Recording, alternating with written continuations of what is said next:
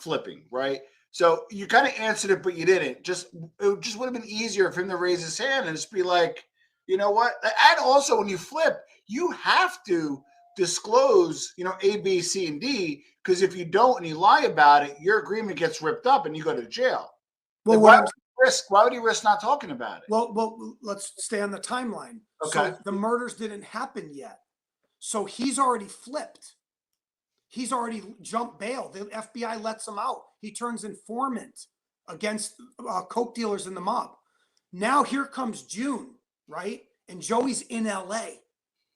And he sends Charlie to Rockingham at 10:15 p.m. to go get a bunch of money from O.J. Simpson. It's an extortion. It's not a debt. It's a setup. Okay. Now, so the murders happen. Let's jump ahead of that. So the answer to your question is, Joey can't flip on Charlie. Joey can't flip on OJ. He's going to get Charlie put in jail for life. He's going to ruin OJ's chances. OJ gets off.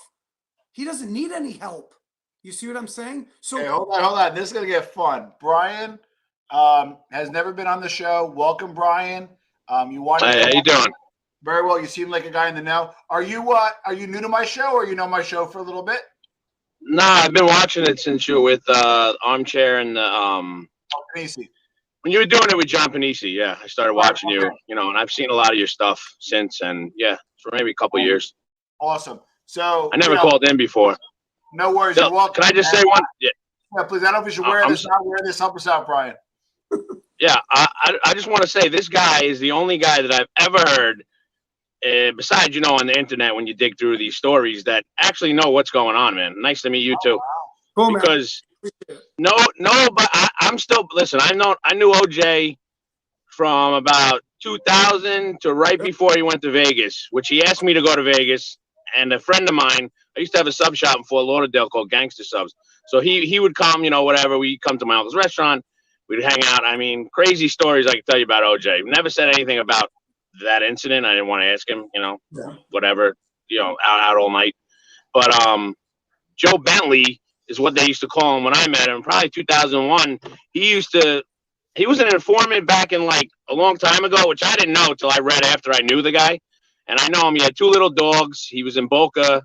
But before that, this is when he died. I don't know how many years ago. Him and his wife. He looked horrible, Joe. Joe looked horrible, man. He was a shell of himself.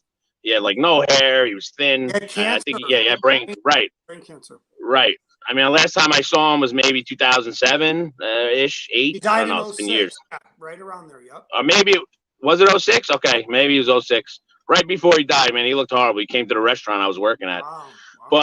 But anyway, Joe used to move drugs allegedly in all these cars. He used to sell cars, lease high expensive cars right by the Fort Lauderdale airport, like Hummers, blah blah blah, to rappers. So they used to call him Joe Bentley when I met him. Then I found out later on when I started to become friends with him who he was, and they said he was an informant. He did 10 years, but then he ratted. That's why he got 10 years for weed or something. The name, but the name Bentley.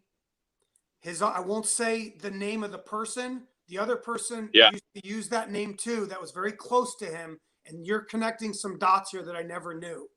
So I appreciate. Yeah, I don't. I don't even know that guy, to be honest with you. He was very close with a guy that I own a restaurant I worked for. That's kind of like my uncle. We had a falling out, so I don't want to mention his name. Sure. But he was like good friends with Joey. And then all of a sudden we became friends with OJ, and it was just nuts, OJ had a big body. Let me ask you a question. Was OJ knowingly talking to Joey still then? Yeah, 2005, 2004, absolutely. Yeah. Joe used to have be bald and have long hair in the back. And then all of a sudden, after a while, obviously he had no hair. He was sick. But yeah, no, he was around. They were around. That's how I met him. He brought him to the restaurant in 01. So that's way after the murders. So 94. Well, that's what I'm saying. See, they still kind of knew each other. But nobody brought this up in the trial. I don't think the FBI wanted to bring the mob and all this shit into the trial. Nope. They just buried it. I read. I'm sorry. I'm just I never heard anybody that actually knew what's going on. No, listen, I'm glad So- you're saying these things because you're connecting the dots for the audience that Joey Ippolito knows O.J. Simpson, first of all. Or you can't. Okay. That's how I met O.J. Simpson. Absolutely. Exactly. And why are they still friends? And how does Charlie Ehrlich know Joey Ippolito and O.J.? See, this I don't is a know. big I never. secret.